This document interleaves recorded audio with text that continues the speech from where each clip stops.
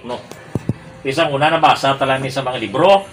Subong, ti matubang tanang bata niya. Natural. Pero ang bata niya, hindi man mauli sa credential sa Grabe tatay man. niya. Grabe man. Mga kasama, may kaupo naton subong isa ka abogado, manunodlo kag amay. Nagtapos ang Juris Doctor of Laws, magna cum laude, sa Northern Illinois University sa United States of America. Grabe. Puro pareho gali ka mo credential. Magna cum laude ka nila. Yeah, no. Yeah. Nakapasar sa bar sa State of Illinois. Kag sa Pilipinas sa ginpili nga magserbisyo diri sa atong pungsod. Naghatag sang libre nga legal assistance sa mga ginatigos kag nagakinahanglan.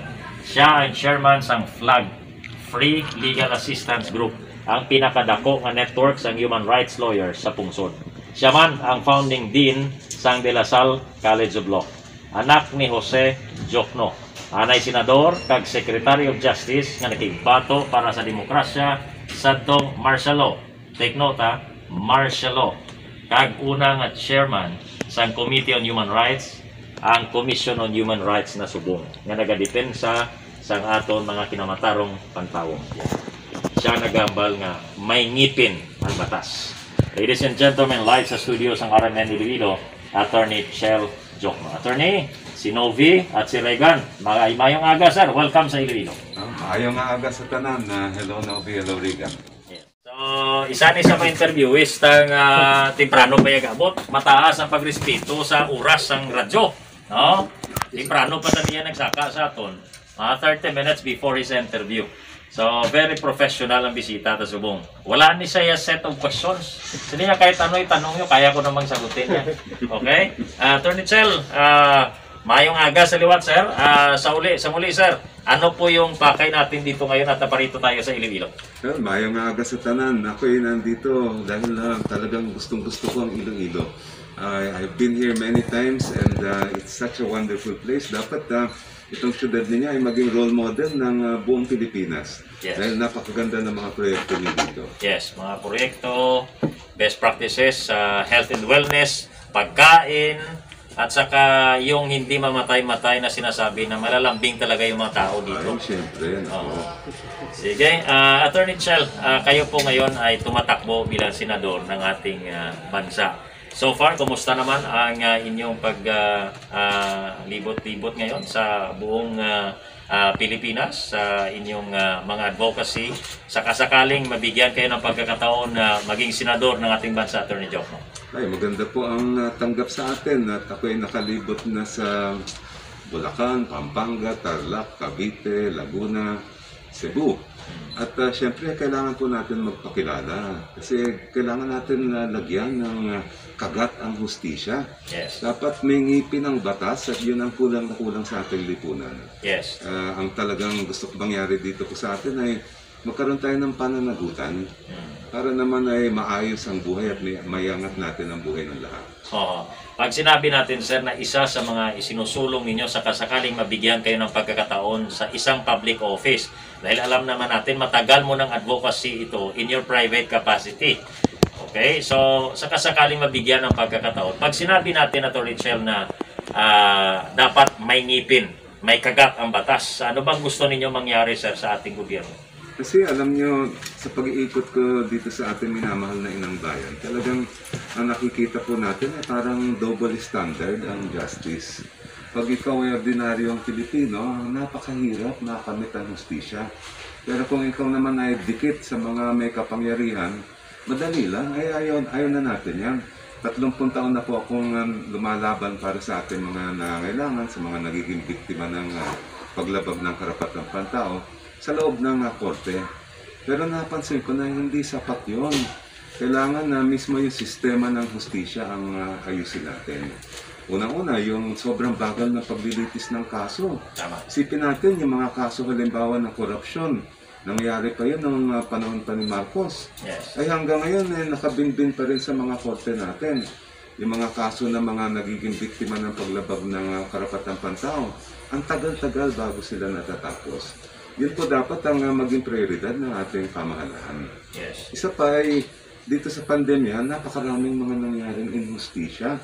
yung mga frontliner natin na nasa batas na nga yung kanilang benepisyo, hindi pa rin na ibibigay sa kanila. Yung ating mga magsasaka, ating mga mangingisda, hirap na nga ang buhay noon, mas mahirap pa nga ngayon. At pati yung ating mga transport, ay dapat bigyan ng tulong ng ating pamahalaan. Lalong-lalo na ang mga MSME, si maliliit na negosyante. Dahil nag-i-house na sila, wala pa rin natatanggap na kahit anumang financial assistance na nanggagaling sa ating national government. So dapat pabilisin ito at i-level natin yung playing field sa mga may power, may mga pera, kaysa sa mga ordinaryong tao. No? Yan yung matagal na ninyong advocacy at hindi ito sabi-sabi lang dahil tumatakbo kayo. Matagal mo na itong ginawa. That's the same reason why kinreate ninyo itong FLAG, Free Legal Assistance Group, na tumutulong sa mga ordinaryong tao na nalabag yung kanilang mga karapatang pantao. Ang aking ama po ang nagtayo ng FLAG. Pero kitang-kita ko naman na inialay niya yung kanyang buhay para tulungan ng mga biktima ng mga pang-aabuso. Kaya nung ako rin ay naging abogado, sabi ko gusto kong sumunod sa kanyang yapak. Yeah. Sa inyong credential, Attorney Chel, kitang-kita po na mas yayaman kayo kung pinili ninyo mag-practice sa ibang bansa. No? Or kahit dito sa ating bansa, kung pinili ninyo mag-practice na hindi mo kailangang manglibre sa mga ordinaryong mamamayan. Pero anong tumulak sa iyo, sir, na kailangan mong ipagpatuloy yung sinimula ng inyong ama, ang ating dakilang si Senador Jose Diokno? Alam niyo, Nobi, ako'y anak ng martial law. 11 taong gulang ako nung dineklara ni Marcos ang martial law at 25 taong gulang nung napaalis natin sila sa Malacanang. Kaya kitang-kita ko talaga yung pagkikitil sa ating kalayaan at sa ating demokrasya. Nakita ko rin yung aking ama na naging biktima ng martial law. 2 taon siya kinulong na wala namang kaso. Nung siya ay nakalaya, talagang puro mga kasong human rights violation ang ginawakan niya hanggang siya ay pumanaw. Kaya 13 years old pa lang ako, sabi ko gusto ko rin maging lawyer tulad ng ama ko. Gusto ko rin na lumaban para sa ating mga kapatid. Yeah. Alam mo, Attorney Chel, relate kami sa pinagsasabi mo ngayon. I'm having goosebumps kasi the fact na meron pa rin RMN, Bombo, Action Radio at Rafi Tulfo, kung sino pa dyan. Kasi minsan kami sa media dito na pumupunta yung tao kasi sabi nila, pag pumunta kami sa pulis may problema. Punta kami sa prosecutor's office may problema. Punta kami sa korte may problema. Yan yung sinasabi mo na hindi patas yung batas dito sa atin.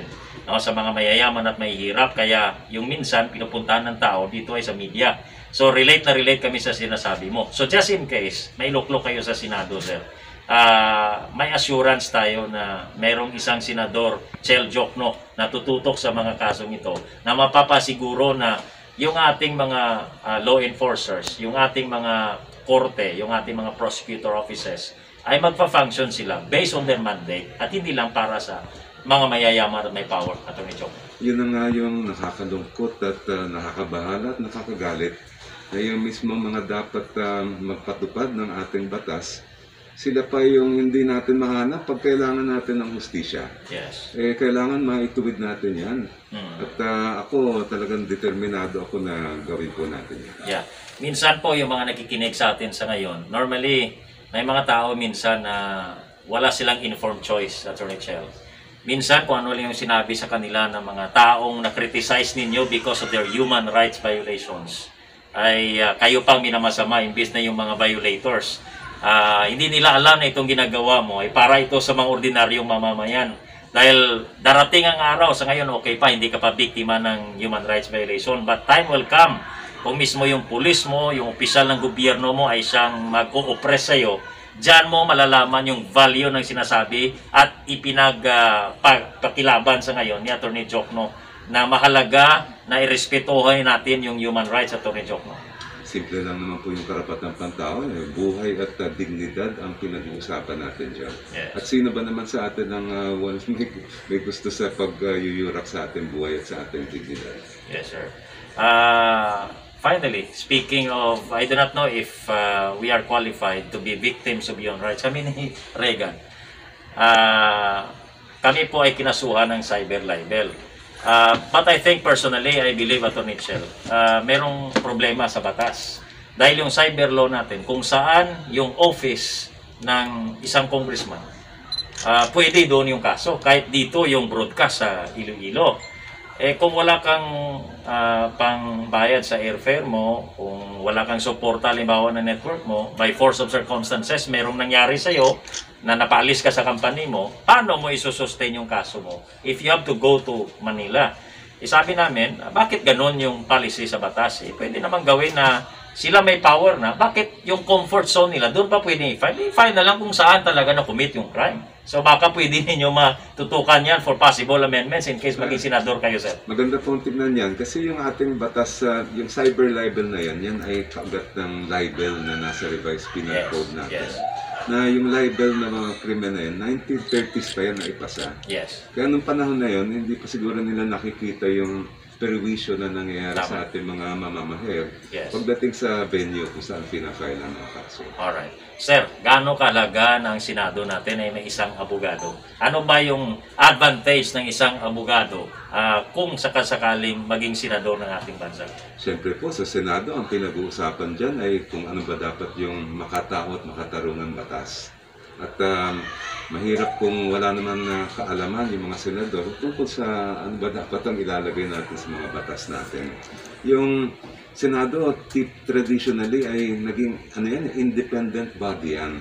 At kung kahit nasabihin natin medyo malakas yung nakaupo sa Malacanang, ay naninindigan ang Senado para sa taong bayan. Kaya gusto ko sana ituloy yung tradisyon na yun. Yeah. Kayo, sir, medyo nauna kayong ipinanganak sa amin dito sa mundo. Siguro kung kami ay nababasa namin kung ano yung Senado noon sa Senado ngayon, siguro kayo din mas makapagsasabi kayo kung ano yung Senado noon at sa ngayon, Attorney Sir.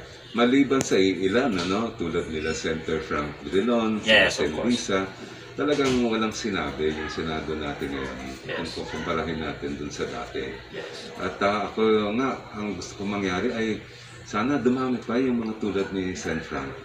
At ako ay talagang full support ako sa mga proyekto niya dito sa Iloilo.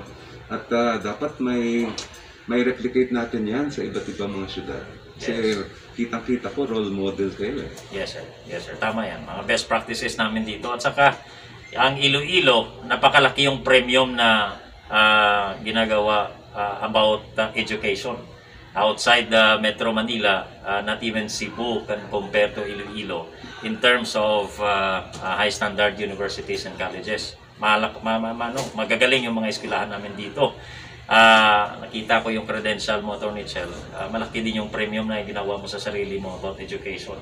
Ang education, sir, napakahalaga para sa ating lahat, Attorney Joe. Opo, at yun ang isang nasa agenda natin. Na talagang hirap na hirap ang ating mga mag-aaral ngayon, lalo na sa online learning dahil hindi rin patas yung nangyayari. Maraming walang access sa internet o mga electronic device. Kailangan makabalik na rin eskwela tayo. Pero dapat ligtas ang ating mga estudyante. Ang problema, napakababa pa rin ang vaccination rate natin nationwide. Nasa mga bandang 35% pa lang tayo. Yung ibang mga bansa, kaya nakapagbalik eskwela sila dahil mga 60% na ang kanilang vaccination rate. Kaya ito matagal ko na rin panawagan sa ating itong administrasyon na bakit sobrang bagal ang pag-roll out nila ng vaccination. Dapat noon pa napag-aralan nila at napagplanuhan na nila ito. By now, we should have reached already 50 to 60%. By the way, madagdag ko lang, hindi lang si Sen. Frank, si Sen. Risa, si Sen. Kiko Pangilinan din. Yan yung mga luminaries natin ngayon. Yes, okay. Finally, ano po yung mga batas na nais ninyong isagawa in case nailuklok kayo sa Senado? Well, dito po sa pandemya natin, kailangan magkaroon tayo ng isang Pandemic Management Council na papalit dun sa IATF. Dahil yung IATF ay nakita naman natin hindi siya science and technology based. Ang kalaban naman natin dito hindi naman mga armadong sundalo eh. Ang kalaban natin ay virus. Kaya yung dapat mamamahala dyan ay yung mga nakakaalam sa issues ng technology at sa siyensya. Halimbawa yung contact tracing, kung maayos lang sana yung IATF noon pa, hindi dapat meron na tayong nationwide na contact tracing na magkakabit-kabit ang iba't ibang mga syudad. Wala pa tayo niyan, samantalang yung ibang mga bansa noon pa nailagay na natin na nila yun. Confused tayo. Maging yung mga Ilonggo na nakikinig ngayon, yung iba mga OFW, iba stranded doon sa Metro Manila, pauwi dito, pabago-bago yung mga policy. When you arrive in the province of Iloilo, doon yung airport, iba yung policy. Pagdating mo sa Iloilo City, iba rin yung policy. Pero hindi daw kasalanan ng mga LGU.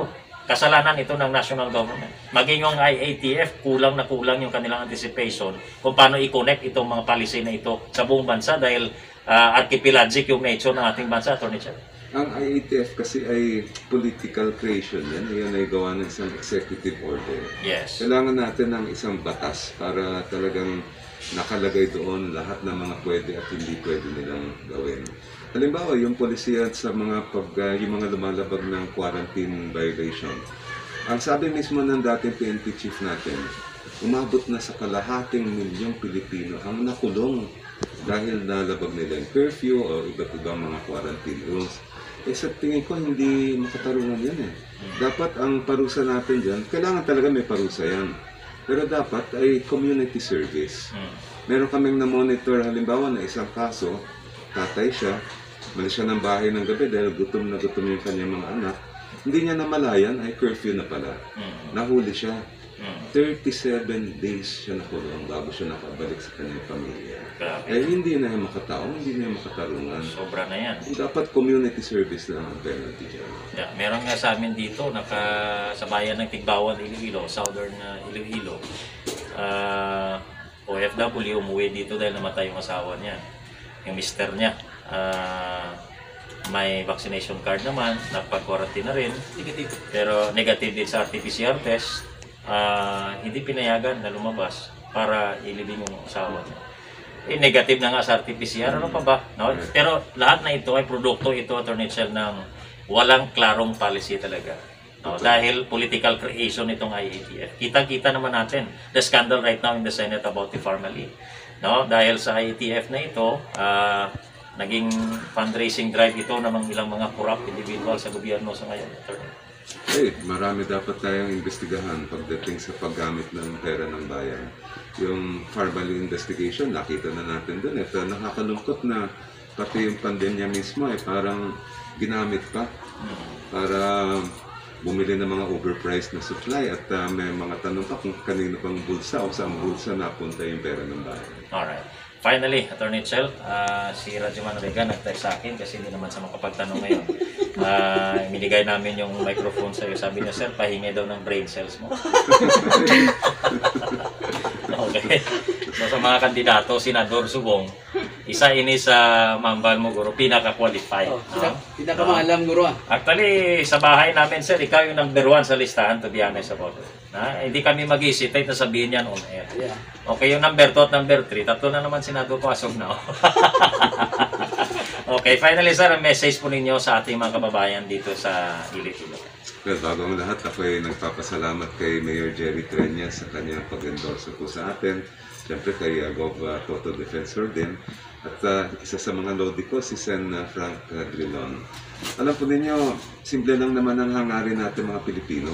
Gusto natin ay sapat na pagkain sa lamesa, maayos at disenteng trabaho at masaganang buhay. Pero para makamit natin yan, kailangan magkaroon tayo ng pananagutan. Dapat lalagyan natin ng kagat ang hustisya at bibigyan natin ng ngipin ang batas.